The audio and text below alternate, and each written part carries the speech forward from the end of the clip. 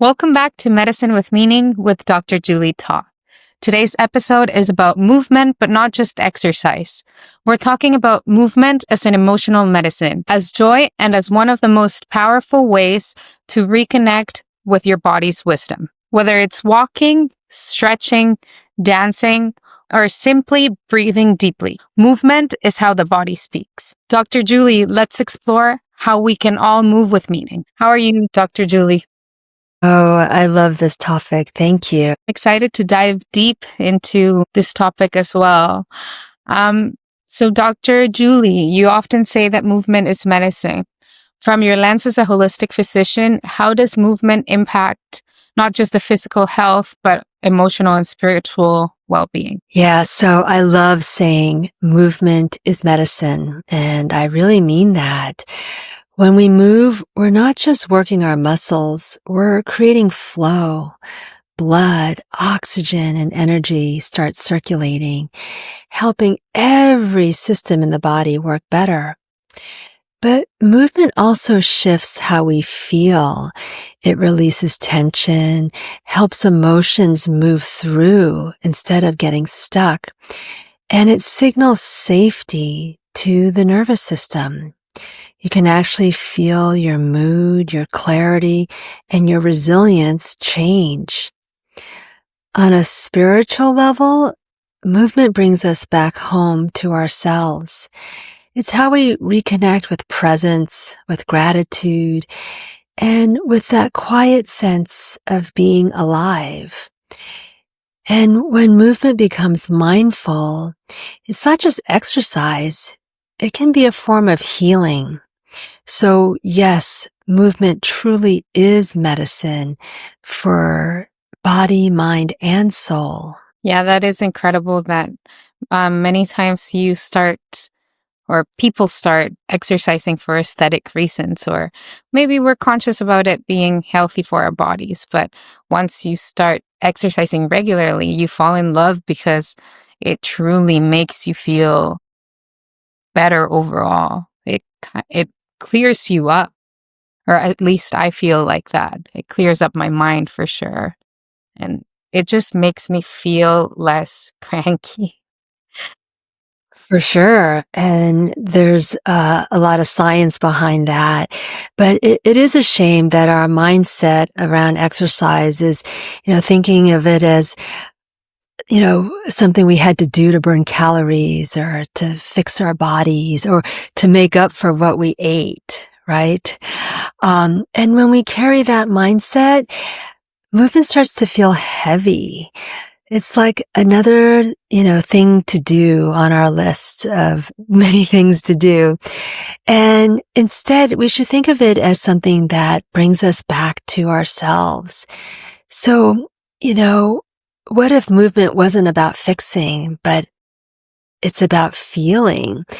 It's a way to reconnect with ourselves, our breath, and our aliveness. So I like to think of movement as nourishment. It's how we give our bodies what it craves: circulation, oxygen, flow, and ease. And it doesn't necessarily have to be a workout. It can be a walk around the block, a few stretches in between tasks, or dancing in your kitchen just because the music moves you. So when we approach movement that way, it becomes a form of self-connection. It's a moment to listen in, to notice what your body needs, and to meet it with kindness. So movement isn't about control. It's really about care. It's how we say, I'm here, I'm listening, I'm willing to move with myself and not against myself. Yeah, I absolutely resonate with that. And I find that when I forget how nourishing exercise is and I start seeing it as a chore, I try to think, I remind myself of how I am alive and I have a healthy body and I have a complete body. I approach it like a celebration. I'm going to celebrate that I can move because it is a privilege also. And that completely shifts the way that I approach it. And so it becomes that therapeutic activity that it should be rather than a punishment. But it's like you mentioned, we're brought up almost thinking like you have, oh, I ate so much. Now I have to counterbalance that. And that is never, it might be healthy to exercise, but the mindset isn't the healthiest. Like you have to compensate. Yeah, well, I think of that as, when we have the mindset of should, right? I should do this, I should do that. That's rarely helpful. And you start to feel guilty when you don't do whatever should. In this conversation, we're talking about exercise.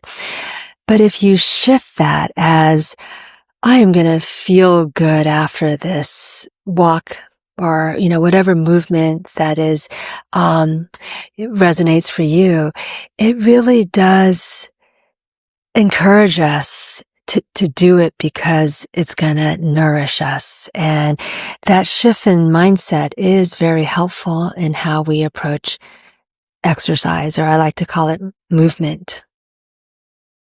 And for all of us who don't really know why that happens, why we feel better, how it helps us. I know I've heard somebody before mention that movement influences our hormones, but how does movement help us with hormone balance, inflammation, mental health? Like what's happening inside our bodies when we exercise regularly?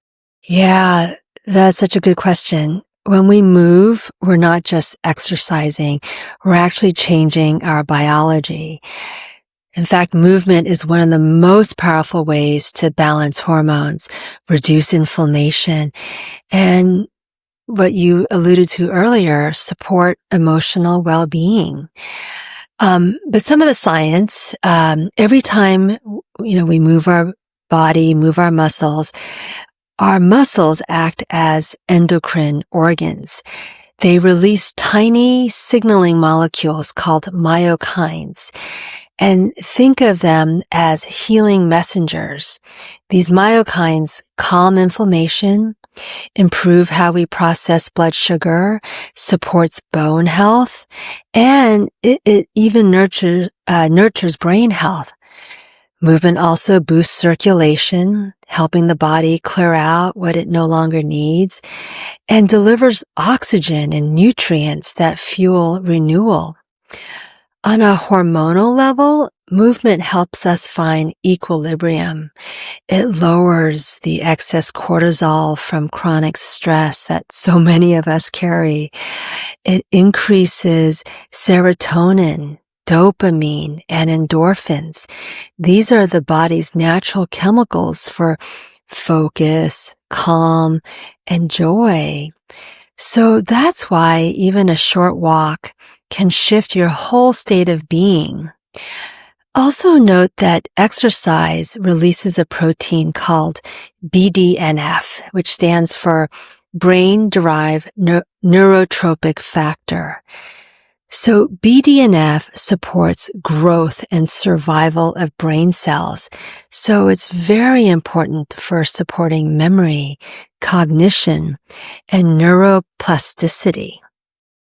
And beneath all this science, something quieter is happening too. Movement tells the nervous system, you're safe.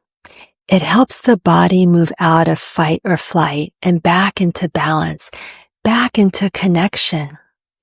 So when we move regularly, all of our systems communicate more clearly. Healing pathways open up, energy flows. So movement just isn't about fitness. It's really a conversation between your body and your life force. It's how you remember your rhythm, your resilience, and your aliveness. Wow, that's very beautiful. You mentioned resilience, and that brings up something for me because I do think that exercise has made me stronger, not physically, but when so many times when I work out and I'm doing, I don't know, I'm lifting something that is heavy and it feels heavy for me, it's like my mind becomes grateful that I can do it, and it's just overcoming the limits of what I think it's possible for me. And it brings a sense of gratitude towards my body because I am able to do more than I can think of. And that translates to every demand in my life. When I approach hardship, even if it's emotional, it's like that I did in my workout or through movement, it's coded in my mind that I'm stronger than anything that I think of or than any challenge. For sure. And thank you for bringing up that point. Um, Certainly, movement and exercise helps us improve our biology, as I just spoke about, but it does make us stronger. And certainly physically, we can understand that, right? That's how we train our body. But we're also training our minds, and it's so empowering to do something hard. Or, let's not call it hard, just to take action to feel better. And the more you do it, the better you feel. And it's just this beautiful feed forward cycle. Again, movement is that medicine. Quite frankly, you cannot get that from any pill or supplement or medication. It does require us to do the work, but to do it in a way that supports how we feel, to support what is aligned for our body, our mind. And it's remembering that it is a biological need. It's not just something to do because it's going to make us feel better or because it's going to make us look better. It truly is a biological need to know. Yeah. And I think, again, I point to the constraints of our modern life. Our bodies are meant to move constantly.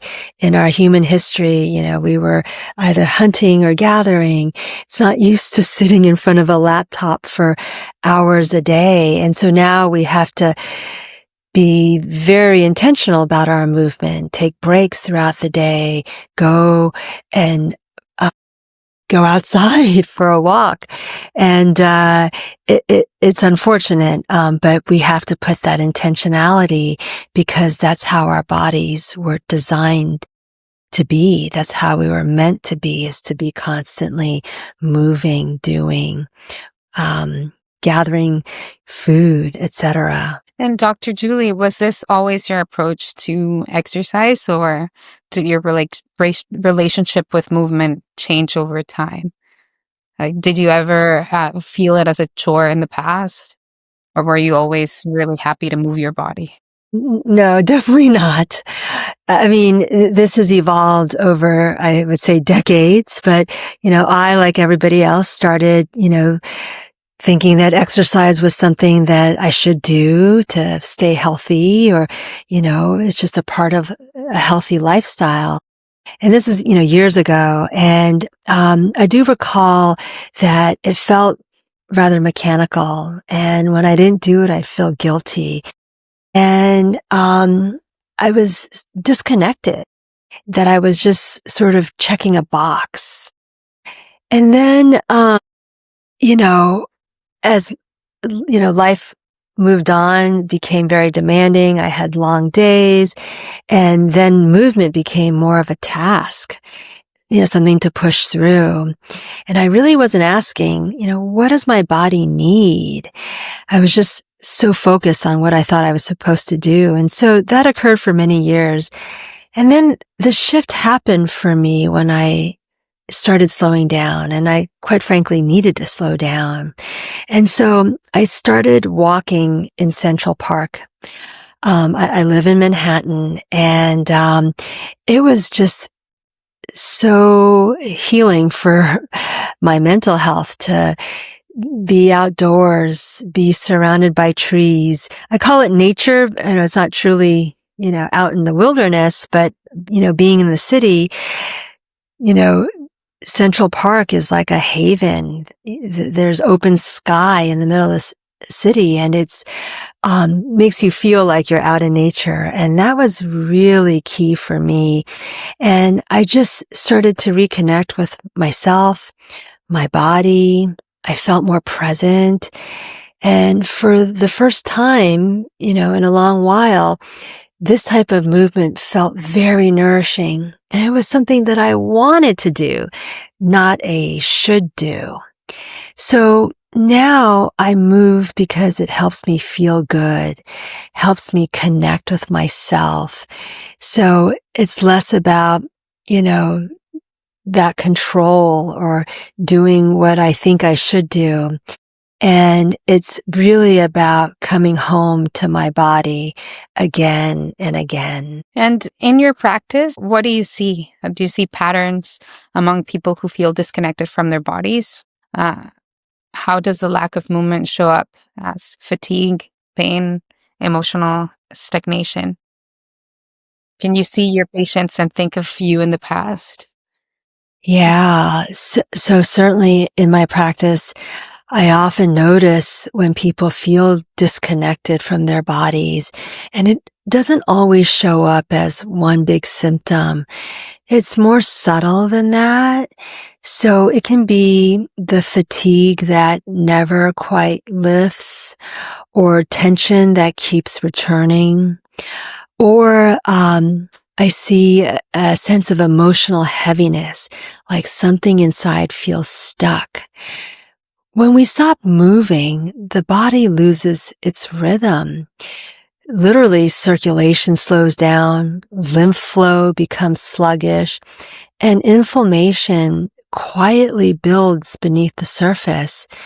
And this may cause us to feel tired, foggy, or just off, like as if we've lost a spark. It's a little dimmer.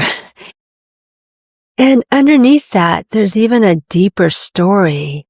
When we don't move, energy and emotion stop moving too.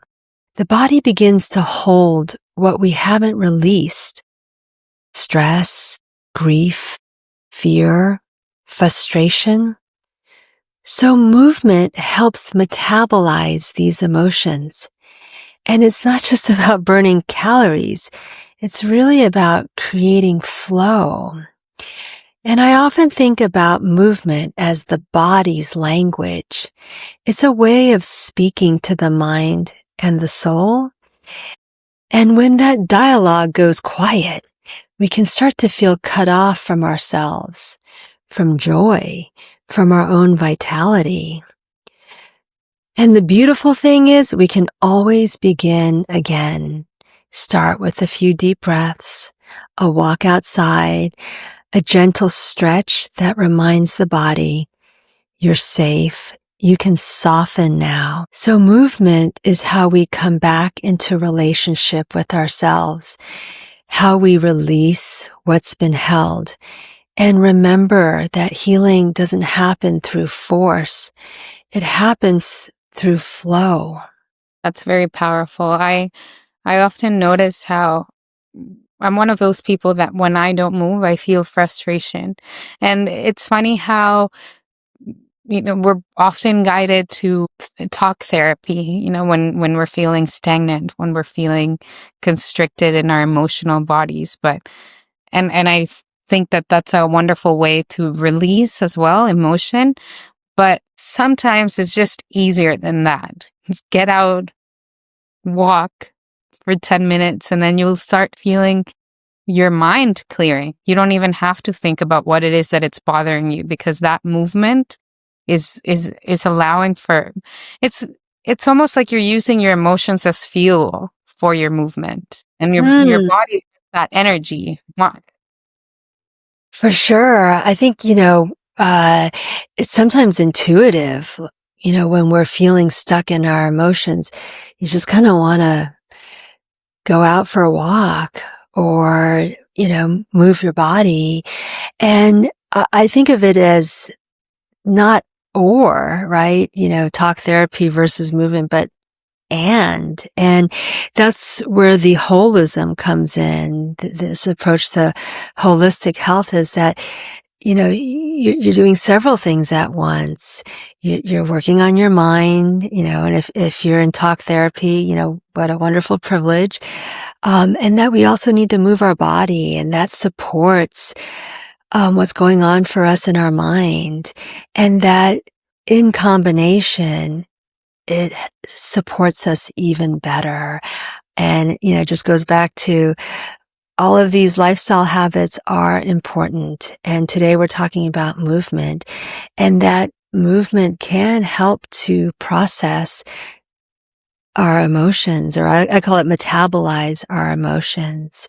And it can be just such a wonderful therapeutic modality for our mental health and well-being. I love how you say metabolize emotions. It feels like emotions have a purpose and they're being used to create energy and life in the body rather than getting rid of emotions or change them. It's like you're using them as something that serves you, like recycling almost. Well, yeah, our emotions are also, messengers from our body, mind, spirit, and you know they come and they go, and we want to move through them. And it's hard to get rid of our emotions, right? Meaning you can't block them or force them to leave. And we want to be present with them because it's telling us something. And when we stay stuck in our emotions, that's when it becomes a problem. It is human to feel emotion. Like, if we don't feel emotion, then we're not human. But I think it's key to allow for the movement of emotion. And for example, it's normal to feel sadness. But if we stay stuck in sadness, well, that turns to depression. And so this physical movement can be very helpful for all sorts of mental health conditions, either as an adjunct, to the usual treatment, or certainly as prevention. And so I love talking about movement as a way to process and move through our emotions. I mean, we literally can feel it, after, and everybody has to find their right type of movement, right? Some people might be dancing. I love that one. For me, it's walking in Central Park. And I do know that after my walk, my head feels clearer. Whatever, emotion that I was carrying is a little bit lighter, it doesn't go away, but it just helps me be a little bit more calm so that I can then deal with, whatever it is in my life that is bringing up that emotion. Absolutely. And when movement feels hard or painful, what do you think the messages are from our bodies? Why are we feeling that way? Why does it feel hard?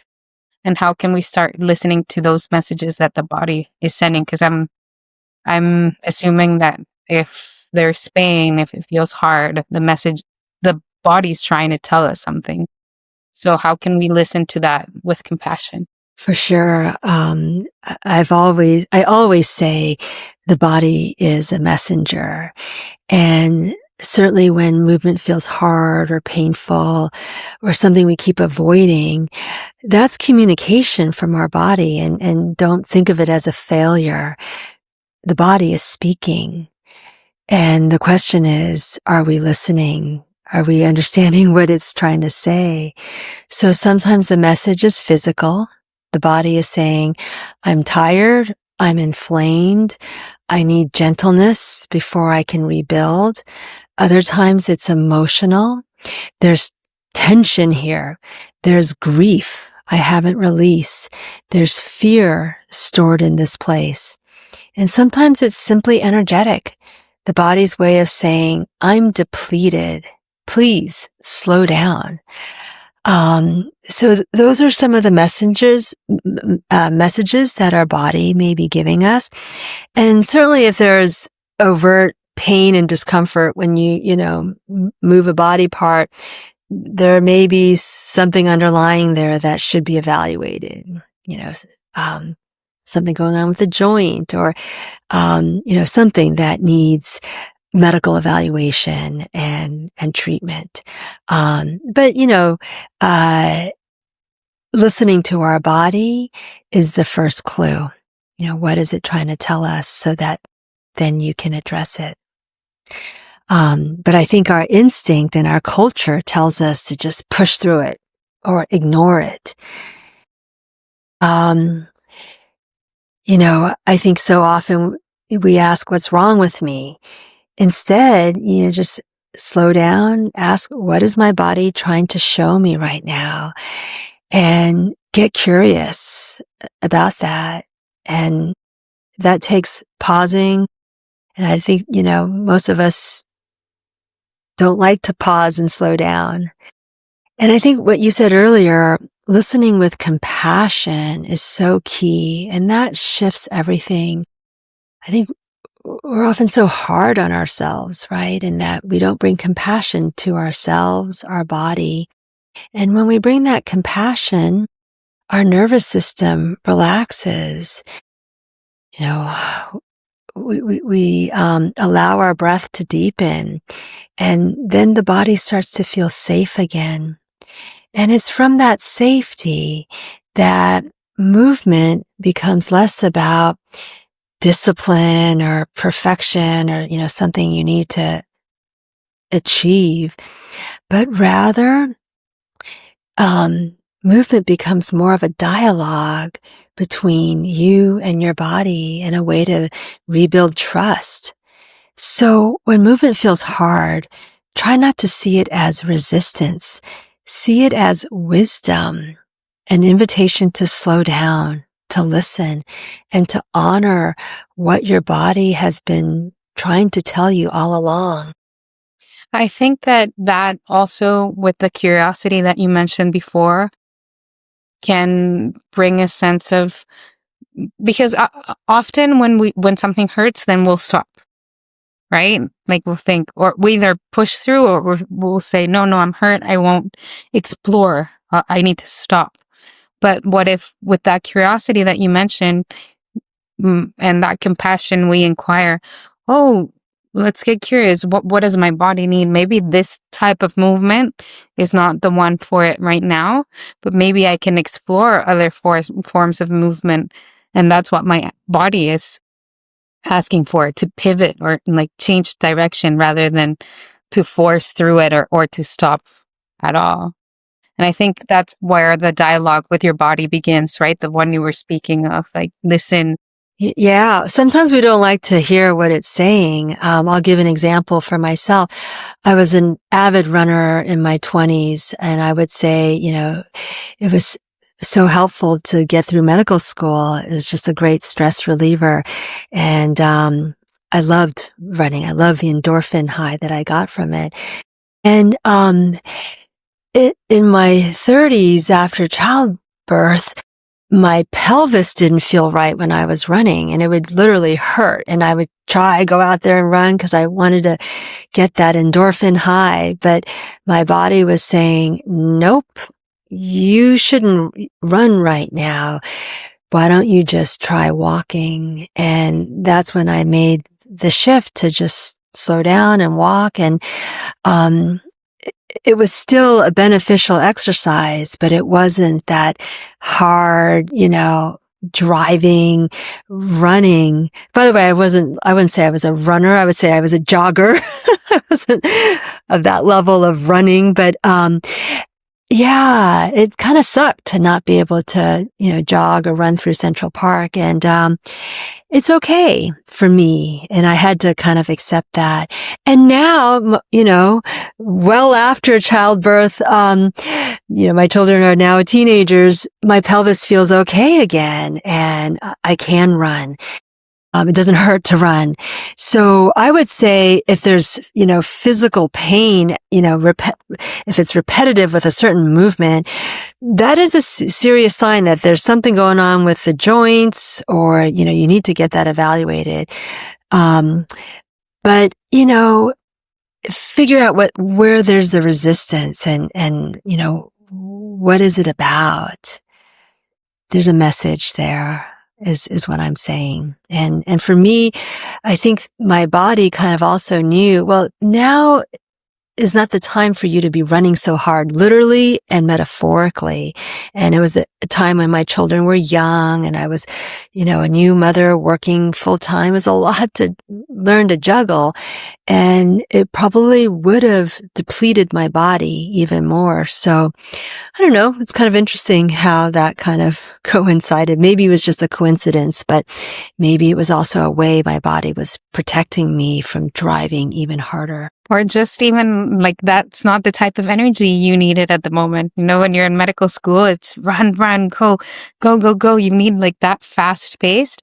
But now it was counterintuitive. Maybe you needed a little bit more peace and chill, and it just manifested through that For wisdom. sure. Yeah. You're so right when you talk about the energetics. That's exactly the energy of medical school and my training. And then motherhood, especially, as a working mom, you have to learn to balance your energy. And that's a hard message for those of us who love, running and going and doing. And it shifts. We have seasons of life. And now that my children are, fully grown and very independent now, I can shift my energy again back to myself, and I can do more. And so that deep listening really helps us to take care of ourselves in a way that our body needs us to. Our body, mind, and spirit, I would say, all in conjunction, all aligned. It's a good opportunity to remember that we are all of those things in one, and not just to look at the body as as what we are, identifying just with that. Or that it's just a machine, right? There's more to us. Instrument. Yeah. And I know we've been speaking a lot about this throughout our conversation, but how can people reframe their approach to, or the way they see movement and exercise, from it being that burning calories to nourishment, nervous system regulation, a dose of vitality? Yeah, I think it's, very similar themes to what we've been saying all along here, that there's so much more to movement than just like fitness and, burning calories or something to do to lose weight and fix our bodies. And really shifting our mindset, that way of thinking of movement really creates pressure and not support. So I tell my patients and myself that movement is nourishment. It's medicine, and it's one of the best ways to calm our nervous system, lower stress, lower inflammation, and build energy that lasts. And certainly it helps to balance our hormones and steady blood sugar, and certainly lift our mood. So it really is just, shifting our mindset. And instead of asking, how many calories did I burn? Try asking, how do I feel, right? After a workout? Did that walk clear my head? Did that stretch help me breathe? Do I feel a little bit more grounded than before? And when we move from that place, it's no longer about punishment or perfection. It's really about caring for ourselves. So movement becomes how we refill, and it doesn't deplete us. And that's what truly supports long-term health and longevity. And even you just mentioned something that is super important right now. One thing is the perspective that we have, it being a punishment or nourishment, but to approach it as something that refills us will also make us make the right choice of movement for ourselves, because we do sometimes choose something that is more taxing for our bodies, for our mind. So being mindful to choose the type of movement that is going to refill fill us that in that moment of our lives. Like you mentioned, the seasons, what we did 10 years ago might not be what we need now. So I think that you touched on that very important point of asking ourselves, what do I need? What kind of movement is going to refill me? It's when you're exhausted and overworked and burned out from working out, it's not, does not necessarily mean that you're doing something healthy for your body. Absolutely. So back to me as an example, there were several years where I couldn't do strength training, like, lifting heavy weights, and just did not have the energy, the mental capacity for it. And just more recently, I re-engaged in strength training. And, in the moment, it can feel hard, right? Like exercise is meant to challenge our bodies, and it reminds us we can do hard things. But afterwards, I feel good. I feel stronger. I don't feel depleted. And so it's that balance, right? Like exercise does hurt a little bit, but it's like a normal amount of hurt. And, the next day I'm sore because I've exerted my muscles, and it's like a pleasure pain, kind of soreness, like, oh, I worked my muscles. So it is a balance, but you want to look at that overall picture. And if you're somebody who has fatigue, well, that needs to be addressed first. Or you're, not feeling good after a workout. Well, there might be something going on in your biology that needs evaluation and attention.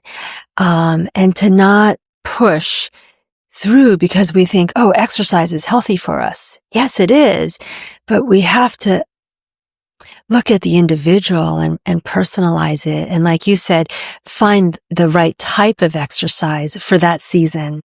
And that can change in another season when you've supported your body in a way that allows you to do more in the next season. But what I often see is, people trying to, brute force through a certain exercise, and they don't feel good afterwards, but, they keep at it. And, that can be more harmful than helpful.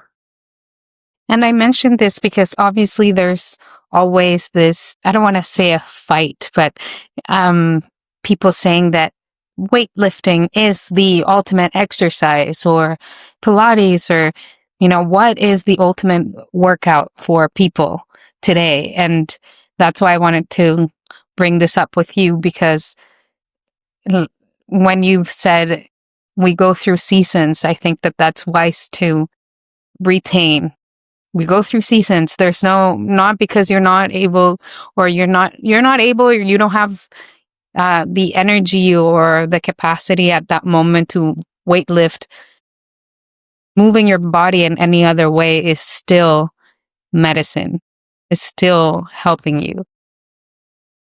Absolutely. And you have to figure out what's the right movement medicine for you, right? And that each of us are different, and what works for one person may not work for another.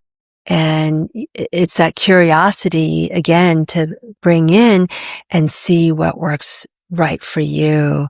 In that season, I like that language, and to not put so much pressure on ourselves. I think, and to build our bodies back up so that one day you can strength train, like in my example. And when you've mentioned all these things about, um, working out or movement being something that regulates your nervous system, that makes you feel better, that helps in so many layers of your well-being in terms of health. But what does that mean in a deeper layer of perhaps the spiritual aspect of things, meditation? Um, can it be prayer, a way of self-expression? What do you think in relation to that? Yeah, well, for sure. The Buddhists do a walking meditation, and so it is a form of prayer.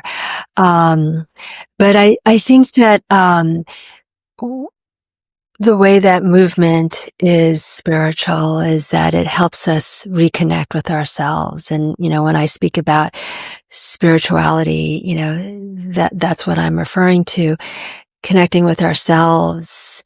And I think in modern life, we don't do that as often as we need. And, if we don't have a religious or spiritual practice, we're really not getting it. And for many of us, movement is our spiritual practice, right? That we feel good afterwards. It just helps us, um, yeah, just kind of feel lighter and engaged and connect with ourselves. So you can get intentional about it and really use it like a prayer or a meditation. So I often tell my patients, movement is about being with your body. So when you walk, feel your feet meeting the ground. When you stretch, notice your breath expand, through your ribs. When you dance, let your body lead for once. It allows us to like get out of our mind and not be so judgmental or try not to be so judgmental, right? And to just be in your body. And that is really healthy for us to make that shift. And it allows us to move from, not performance, but presence, right? And that's what meditation is essentially, is to be in the present moment. It allows us to quiet our mind when we're in our body, steadies our breath, and it opens space for emotions, again, to move through, open space for peace, even awe. I think that's what I feel in Central Park for sure, right? And so it creates a better relationship with our body that it's not meant to be fixed or fought with. It's really meant to be experienced, right? To be embodied, to be in our body, with our body. And when we move with this kind of awareness, movement becomes a kind of devotion, right? Like a prayer, a way of saying thank you to our body. You said earlier, movement is a privilege.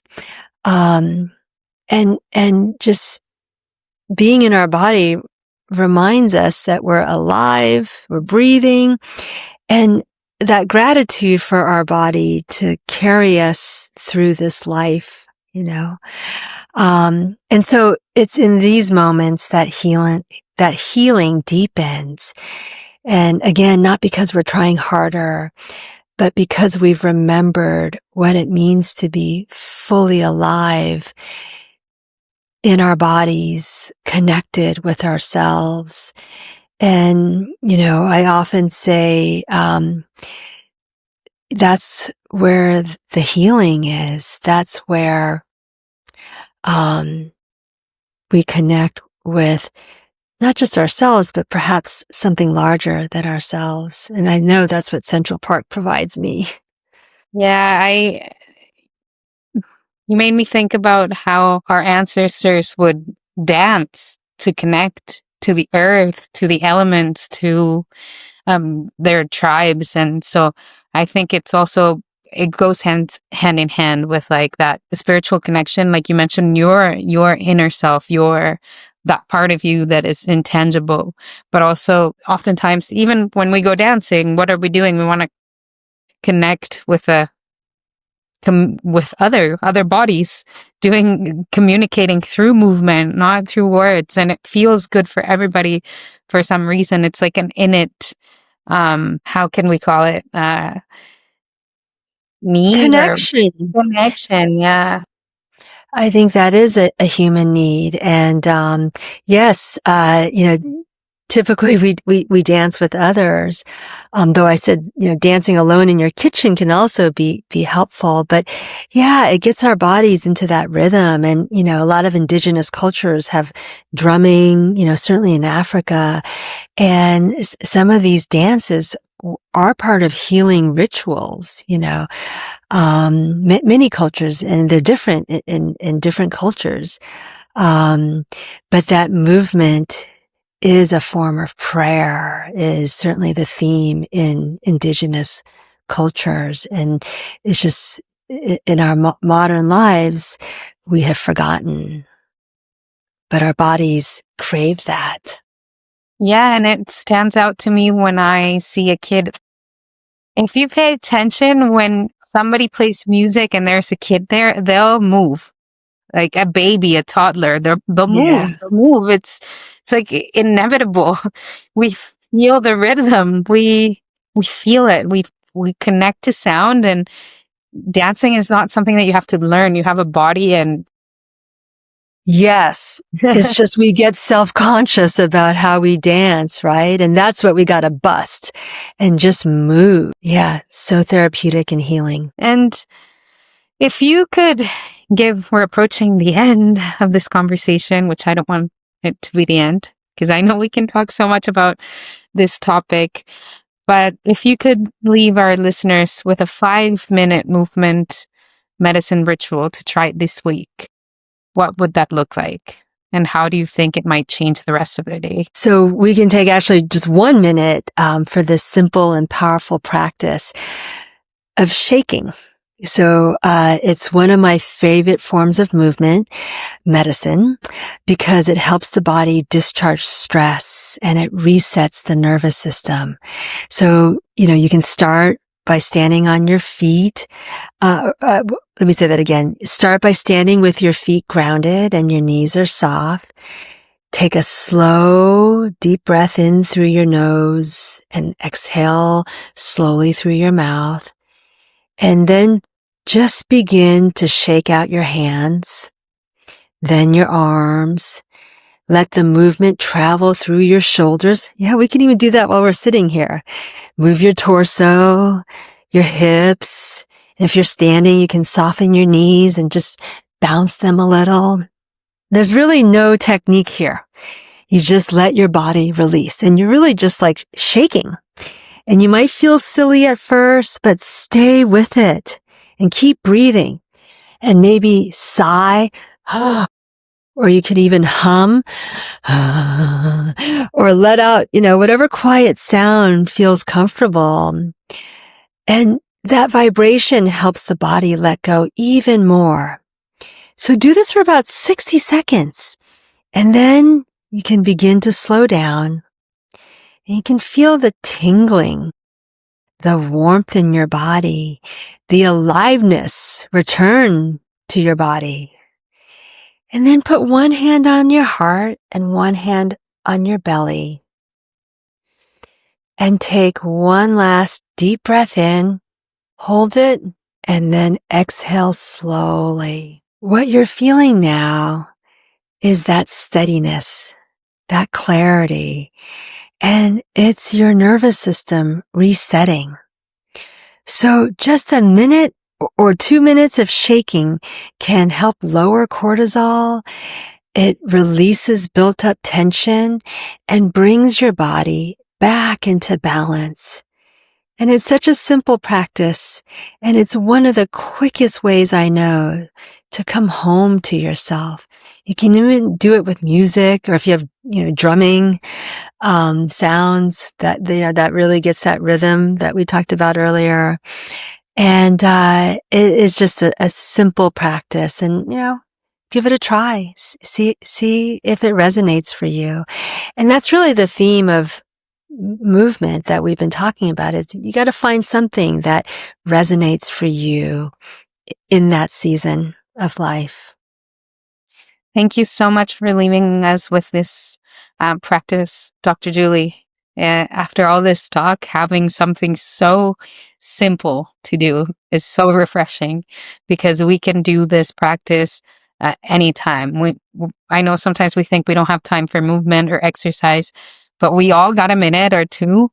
And if you think of doing this for a minute, but then you like it, you can extend it for 10 minutes and there you go, you know? Thank you so much for everything that you've left us with today, Dr. Julie. Is there anything else that you would like to leave the audience with before we close up this episode? Well, I always say, this is for educational purposes only. And certainly if you're having any pain or issues, to have that evaluated by your doctor. Thank you for joining us for Medicine with Meaning. As you go through your day, remember, movement isn't another task on your list. It's how your body celebrates being alive.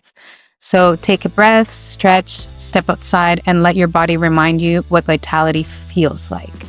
If this episode inspired you, share it with someone who could use a little more movement and meaning in their life. We'll see you next time. Bye. Thank you for listening.